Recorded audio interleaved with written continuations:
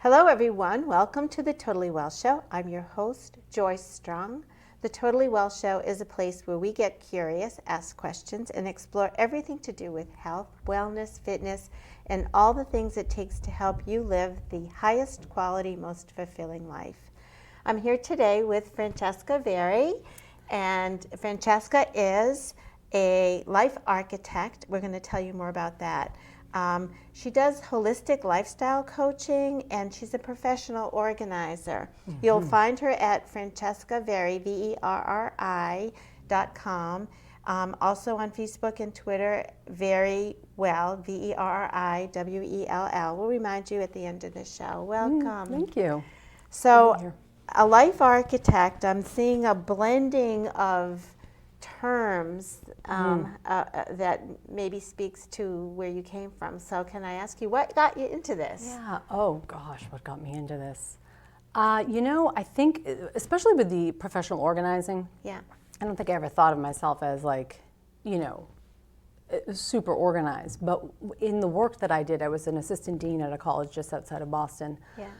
Many, many, many years ago. And, the work required me to be organized, to sort of kind of be 3 steps ahead of people and what have you. Otherwise, I was flustered. Right. And the work wasn't getting done well. But the directors that reported to me, who were, and they still are, I'm sure, very intelligent people, couldn't seem to get me their work in a timely manner. And I almost no matter what I did. So I approached one of them, she's a friend of mine now, and I just sort of wanted to know what maybe there's something I can help her with. And we found that really it was disorganization, her inability to sort of organize her time, her space, the emails, she had a lot of advisees and what have you. So I helped her, behind the scenes, on the down low after work, just sort of organizing her space physically. We talked a lot about her home life as well, and just sort of how organization played a role or didn't play a role in getting her ready for the day and feeling good for the day. And I thought, I loved doing the work. And I thought, she can't be the only one, only woman Had you done professional organizational training? No, I always tell people, I don't even think there is really training. I mean, they have organizations. Yeah. I think that, first of all, I believe 100% that organization is learned. It's a choice, and everyone can learn to be organized. It depends on how you want to feel. Right. More than something being perfectly. I mean, there are certain processes that I teach, for sure. Are these things that you've invented? That, you know what? You'll hear most organizers saying the same kinds of stuff. Maybe different words, maybe different ways that they go about it, but for the most part, the process stays the same. Okay. And I've read a lot of books. I've read books from gurus in the organizing world. Yeah. Peter Walsh, I think a lot of people remember him from, he had a show, he's Australian, now I can't remember his show, but where he went into a family's house and they, and all of a sudden in a week it's organized. Yeah. Doesn't happen that quickly, but, and so I just started reading. I think that I loved, the idea of organizing offices and organizing people in the office so they can be more efficient, so they would like, and my whole idea was, you'll like your job more. Yeah. You'll feel good about your life. So the wellness piece started to come in at that point. And I just figured, since my friend she's not the only person who works, who has a family, who has children, who has to juggle so much, that I knew there was something there. Yeah. And I just started, kind of small. And then when I left my job in academia, and I got married, and I decided to kind of full force do this. And that's when I looked into health coaching, because I was trying to find a way. I knew there was more information that I wanted about wellness in general. Yeah. I have a passion for food, healthy food. I'm a real food paleo living advocate. I believe very strongly in real food and how it nourishes us. And I knew that there were these components of wellness, sleeping. Sleep is so important. It's so underrated. Sleep, but the basics, good food, movement, and then also the slowing down piece, the meditation, the looking at yourself. So as I started to do that more for myself, and I got my certification as a holistic health coach, I kept thinking when I was getting my certification, and they would say, food and, meditation and all these components that we know are part of a healthy lifestyle. Right. And I think, what about organization? Yeah. And I kept thinking, they'll mention it. And they never did, and I thought, I'm onto something here, which didn't seem, it's such a natural thing for me in terms of wanting to help people carve their path. What's in the way, what's cluttering it, let's fix the problem, let's put the pieces together. Yeah. That I thought maybe everyone thought that. But they never really mentioned order, and I thought, I really feel very strongly that organization of your time, your mind, your space is integral to you being able to, well, I think it makes you saner. It makes you saner. And so then I believe you're more able to make healthy lifestyle choices because you feel sane. You know Or what I mean? less crazy. Or less crazy. Yes, that's true. That's true. I should revert that. But yeah, for sure. Less crazy, sane, whatever it is. I think that, we're so busy. Perhaps we glorify it a little too much, but we're busy. We're overwhelmed. We're cluttered. We have stuff in our mind. We have stuff in our space, our physical space. Oh my goodness. And I think that inhibits our ability to sort of be able to see what our next step is for wellness. I always tell people when I do my talks, and I say, if you can't find the countertop, when do you think that you actually are going to want to think about, prepare, plan, cook any kind of a meal, let alone be it healthy? You can't move. It's like an obstacle course. And I think we become very tense when we're in that obstacle course. And I think a lot of people experience that daily, often, even in their workspaces, It kind of, sometimes, it doesn't shift over, but, in the space, if you can't move in your home, in your home space, I just think that it affects how you do your life. It affects your relationships. Whoever lives with you in that space. It affects how you think. It affects how you sleep. Right? It affects what you eat. See, there we go. I've touched upon all of them. Organization. Yeah. There you go. I'm on to something. When people get in touch with you, what are some of the first things you hear out of their mouths? Like when they make that initial phone call to you or email, however they connect with you, what do you hear?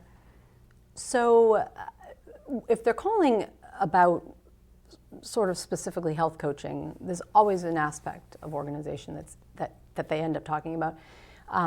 Something doesn't feel right, they feel unfulfilled. When they're calling me about organization specifically, and even if I were, because I coach on it as well, but I do the hands-on organizing, which is what I think a lot of people are craving, to someone to come in and actually work help side by side. Help you make the decisions that you feel crippled by and teach you. Yeah. Because some it's learned. people do it together like that, and some don't. Some just coach you virtually, but right. you actually will go. I do both, Yeah, okay. And so the word I often hear is overwhelm. Okay. People say they're overwhelmed. So do they find you first as a health coach, as an organizational coach? I guess it it depends what on, they need. It depends on what they need. And so when I say, and I think a lot of people don't, the term life architect, it's sort of, that sounds, but I think of it as helping people. I'm combining the two things, and I'm helping people see where their life is cluttered and where it doesn't feel good. So they might need coaching, and they might need coaching, around, I find that it's mostly around the routines. It's around your day-to-day that they can't sort of, like we were talking about, making a meal plan. They want to lose weight, or they want to eat healthier. They want to eat healthier. Okay. Well, that's not just go to the supermarket and grab some healthy things. You have to prepare your space, your people, right? Yeah. And yourself Yeah. for that. That takes, when I say organization, that takes a level of understanding sort of what you have, where things are, that you can put your hands on things. Yeah. But just even a general feeling, deep inside that you want to do this. So as you know, as a coach, that's part of what coaching is to motivate people to feel that they can do this, which they can.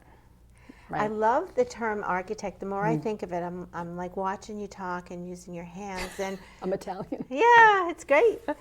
What I'm seeing, it's just kind of like settling in with me that people come with the building part in mind, but you can't build without a design. Like I had this idea of, at one point I wanted to change my house, the outside, the structure, maybe put an addition on. And I called an architect like we were going to get right down and do it, bring your nails and your hammer and your saw, and she's like, no, we have to make a picture first. We have to design it. It's funny because that's the first step that I tell people, whether you're organizing something, your kitchen, or your life, is to start with that vision. Where I help is to create that plan. Yeah. Before we actually, and I think that can be frustrating sometimes for people because they want to bring the hammer and the Well, nails. it's Let's like get weight going loss. with it. I want to lose this. My That's goal right. is I want to That's lose right. this much weight. And I'm like, whoa, whoa, whoa, whoa, whoa. Yeah. That's not a goal. Right. Correct. Well, correct. Because there's a whole bunch of stuff that goes into that, and really what that is. So it's exactly the same thing. Yeah. But I ask people to look at if it's their space, even their life. I mean, that's a big question. What do you want your life to look like? But I really focus a lot on how do you want to feel. Okay. Not, because people say I want to be organized, but how do you want to feel? I want to know what comes from what you're thinking that you want to feel. What's organization going to give you, or what's healthy eating going to give you? What is feeling well? How are you going to? What does that mean? Correct. Yeah. They want to feel calm. Yeah. Quiet is a word I hear often. Quiet, which is, in the buzz of everything, things move so fast. Quiet doesn't mean you're not productive. It probably means you're more productive. It doesn't mean you can't be doing things at a fast pace, but it means there's a peace within you. Yeah. And so I really want people to get to the root of that, because I think that when we're organizing a space, I always say, if your vision is clear, then your space will follow suit. So when you're doing one of the first steps of getting organized, which is to sort and discard, you make decisions easier. That's where people get, Francesca, I can't make, I don't know how to, and it's valid. I can't make this decision. I just can't do it on my own. I don't know if I'm going to need it. They want to talk through something. If you have a vision for how you want a specific space to look, your decisions, they're made a little easier. Well, does this inform the vision? Does it belong in this room? Does it belong here? Are you going to use it? Do you like it? All of a sudden, it's, oh my God, because you had this vision set. My son and I drove to Rochester.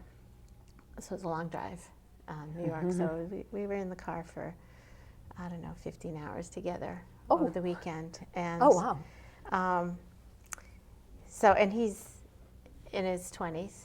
So he's a guy, and guys sometimes like to talk and sometimes they don't. But he gave me some organizing tips. Oh. Yeah, he said to like me, all right, so you've decided that you're going to get rid of these things, but that's where the problem starts because you've made that decision. Now, do you put them on Facebook Marketplace? Do you put them on Craigslist? Do you bring them to the dump? Like, how do you figure out? So he said, you've got a computer. Look it up. If this pen is worth less than $20, it gets donated. If it's worth $0, it's broken, it gets but he gave me like a number where it's not worth trying to sell it, or your time. So give it away, or your time. Yeah, and it was just like such a simple thing. Yeah. Well, and sometimes it is, because I think that people also, I have a lot of clients who say, I want to know that my stuff is going somewhere. Yeah. That I can say someone else is going to use it. Yeah. And I think, and there are a lot of places where, you can certainly, there are donation centers or consignment, or they want to make they spent money on something. Right. Well, the point that I make is that I want to make money on it. I spent money. I probably spent a lot more than $20, but in the end, you're gonna waste a lot more time and money trying to decide. Correct. Well, correct. And sometimes there are certain items that you have to kind of go through that course. But I always tell people, is it worth the time and the energy to think about it so much, or that you now go research, that you go and find a place that you go and bring, and that you see if you can consign, or you see if you can sell it, you post it on. And I say, if you really feel like you want to do it, then you should do that. Yeah. Spend your time doing that and make it worth your while, because you're not keeping it. You've already decided, right? Yeah. So it makes them feel better. It makes them feel like they're, Well, it's rewarding in a different way. In a different way. Got it. Yeah. But certainly, and I've definitely had this conversation, with clients where, and I give them a time frame. So, all right, so I'm going to give you until, the next session, or I'm going to give you until the end of the month. Because, it's very easy to say, I'm going to do that. You've touched on something that's really important, which is accountability, right? That you're, they want to do it, you want to help them do it. There's no question. But it's easy to put it off and say I went from number 1 priority to number 25. Right. So. And it can be the littlest thing. Yeah. I can be working with somebody and we come across a task, and I always tell people, if it can be done now, do it now. Yeah. Don't put off for tomorrow, which my grandmother used to always say that. And I'd be like, oh, that makes sense, Nana. And that now I'm like, oh, yeah. And I try and teach people that, because we do put off. Even like what we're talking about, trying to sell something, and we say, I'm going to do that. Yeah. I try and encourage people, make that your priority, because there is fulfillment in seeing it through. Yeah. You've already decided, so I'm giving you 2 choices. I can take it and donate it somewhere. Where I bring my things and whatever, or you can try and sell it. But I'm going to give you a time limit, because otherwise there isn't. It becomes too easy. I'm not saying people won't do it, but it becomes easy to put it aside, because it seems like, well, I've already decided, but that clutter stays there. It's an unmade decision, so to speak, or it just you haven't followed through. So it's a form of mental clutter. Physical, 100%. Yeah. And I think that, all physical clutter is going to affect you mentally, for sure. But this unmade decision is weighing on you. Yeah. It's like even I've had people say to me, family members even, I've got so much stuff in my attic, and they obviously they know what I do, and I say, well, let's tackle the attic. Oh, there's so much stuff up there, and it's like it's above you. It's above your head when you're sleeping. It's above. That's an image, yeah. And I say it's weighing on you. Like, and you know it, because you keep saying it to me. Same thing with the basement. Yeah. It's like you're sandwiched. Yeah. So, right? But a lot of people, we store things in drawers behind doors where we're not going to see it. We don't have to do it too often. We're not going in that room. We don't have to go up in the attic, but we know it's there. Yeah. 100% weighs on you. Why do we do that? What's behind that? Well, I think that, first of all, it's very easy to fill a space. Yeah. I wrote a blog article recently about redefining full, because I think that people, you got an open shelf, put something on it. Yeah. A closet, an attic. My attic's empty. Yeah. Because I don't have anything to put up there. Because if for me, my big thing is things should have a purpose. Yeah. I'm not saying that every single thing in my house, please, everyone, has an absolute, obviously, but for the very most part, I know why I'm keeping something. I know where it's going to go. Yeah. And before I even let it into the house. Yeah. So when we have an attic and we go, well, we'll just store this in the attic. Certain things make sense. Camping equipment that you use. Or seasonal things that you use. Yeah. But when you start saying, I'm not sure, maybe just in case. Yeah. That right there, that phrase. Have you done a blog on that? That's a great. Dead End, yes, I have. Yeah. It's Dead End is called. It's called. I love this. It's called. Oh my gosh! Like the flag should go right up when you hear yourself 100%. The saying second you say that. So, just in case. Just in case is the biggest one. And what was the other one? Well, anything that relates to that, you never know, or I'm not sure. Yeah. You're not. I'm just going to put it here for 1 minute. I'm going to put it here for what? And then you're going to remember to go back up to the attic and say, hey, I wonder if I'm going to. You're not. Out of sight, out of mind, that's what applies. Yeah. So I try and encourage people, you want to make that, if you want to put something in the attic or basement, know what it is. Yeah. Store it in a way that makes sense, that you can see, so you can get to it again. And then I try and instill the whole, if it has a purpose, if you really like it, you need it, and you're going to use it, you should. Yeah. Right? Yeah. Don't tuck things away because, because someone gave. I can appreciate that. I'm not empathetic to that. I don't want to sound like I'm this hard person, but but I think that this is what happens. Then we get stuffed and we get cluttered and we get full. Yeah. And then making those decisions is harder and harder to do. So and I think that like I said, there are certain sentimental things that people keep and they have the intentions of, but the second you put it up and away, I think because you have that space, it's easy to say, I'm going to put it there. As the organizer, I'm saying, yeah, but it's going to be hard for you to remember. You're going to keep adding to it. We think I've got one thing up there, and we go up there, oh my God. Where'd this come from? We have all this stuff up here because you can accumulate it. We grow to our environment. Yeah. We grow to our environment. I wrote a blog on that about don't be a goldfish in a big pond or something to that effect, because you will grow. Yeah. You know, you have all this space, you'll take in more. Yeah. I love empty cabinets. Yeah. There aren't many that I have, but I mean, I'm just saying, like an empty shelf, people don't know what to do with that. What, I got to put something there. No, you actually don't. Yeah. You just can leave it. I stayed at an Airbnb, and the person had some artistic flair. It was like things were put there with a lot of thought, and there were a lot of empty countertops and dressers or whatever, but with one or two things on it. And they weren't even like expensive things, but they were meant to send some kind of a feeling or a message. And had that been cluttered, I don't think I would have appreciated it. So much so that there was one section that had a turntable, an old turntable and stereo system, and all these records from my vintage. And my son was like, wow, this is awesome. I've never used a turntable. And we're playing all these, James Taylor and all these old things. Yeah, my albums, which I still have, are in the basement with mold on them. Pull them up and search for a turntable and find a space in your house for it. Otherwise, you're not using those. Otherwise, donate them to the person who will. Yeah. Give someone else the. Yeah. So these had the same objects, but in one case, these had life and That's games. correct. Yeah, and but they were out where they're being used. Yeah. And speaking of what you're saying about clutter, if you walked into a place like that, you'd be like, what?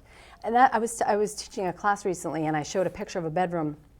Perfectly, everything in its place, which is the way it's supposed to be. Yeah. The bed's made, and they're like, "Oh, whose room ever looks like that?" And I said, "But what feeling is evoked from you seeing that? Yeah, you feel good. Yeah, you can have that. You might not have this massive room and this walk-in. It doesn't matter. Yeah. Notice that all the like items are together, which is a main tenet of being organized. All the like items are together. So if you walked in, you know where to look for the dress or the blue shirts, right, or the sweaters, and they're contained."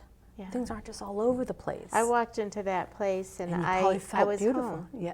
Well, I knew where everything was. I was like, oh, there's, Yeah, that's right. Yeah. Well, the things that matter rise to the surface. You can see those things more easily. You can use certain things, like I was telling you about the kitchen, a cluttered counter. When it's clear, it's like, oh, there's the mixer, right? Yeah.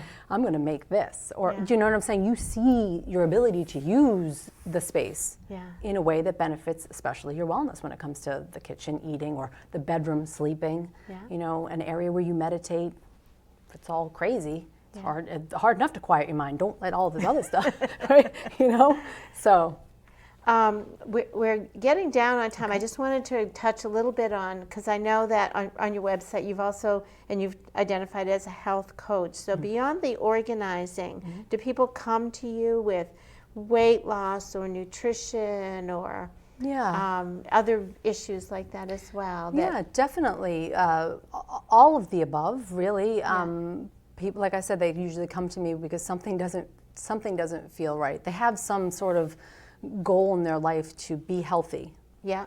And I kind of uncover, what does that mean for you? So you can start in different ways. You don't necessarily start with organizing. You might start with them in another phase. And often some of my clients, we might talk about different things with organization. How is your space? Blah, but blah, that's not their biggest. But it's not their biggest thing, or it's not what they're looking for the help with, and that's totally fine.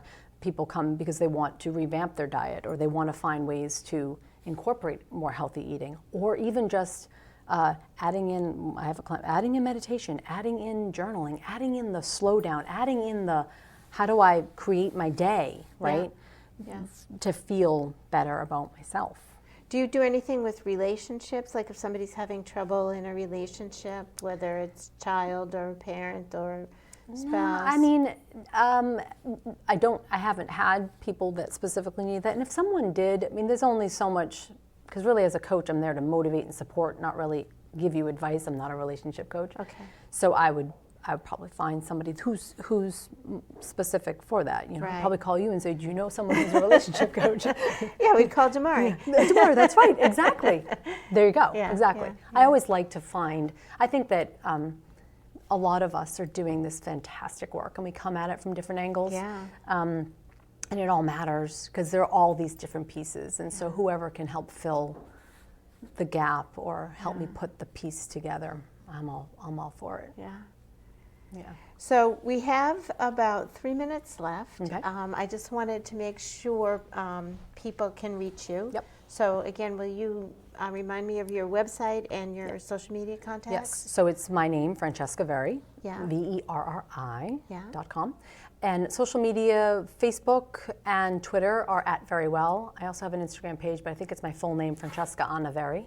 But really, if you go to my website, you'll see all those connections. Yeah, yep. Yes. Do you like to use one more than the other? You know, I'm finding that Facebook, it just is easier for me to schedule, be organized. Yeah. I can schedule my posts, I can kind of plan better. Got it. Some of the others aren't as...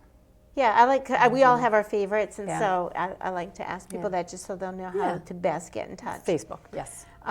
And I ask all my guests who come on the show to because the name of the show is the Totally Well Show. Mm-hmm. What are the top 3 things it takes for you to be totally well, you personally? For sure, and what's good for me, I like to impart to my clients as well because I think it's important, and it might not work for them, but I think that listening to your body, I listen to what it's saying. So that's one, and I feed it well. I feel very strongly about what you put in, whether it's in your mind or in your mouth, is. You know, it's important. It's not to say you can't put something in that's wrong. It's to recognize that it didn't give you the best opportunity to feel good. So those are my 2 top things other than drinking a lot of water. We walk around dehydrated all the time. And it sounds simple, but I think those things change how you can move through the day. And really one of them, maybe I'm on 4, I don't know, I've lost count. I make my bed every day.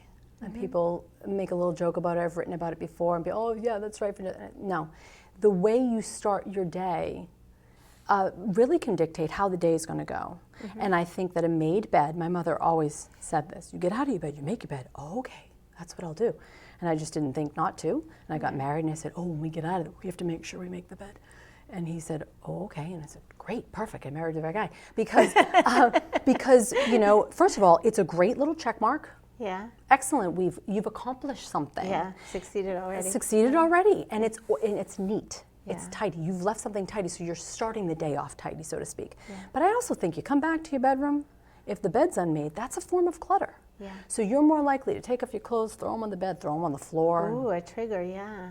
Yeah. And you know, and it kind of, and then that feeling, that heaviness. I think getting into a made bed feels better. Absolutely. Yeah. So make your bed.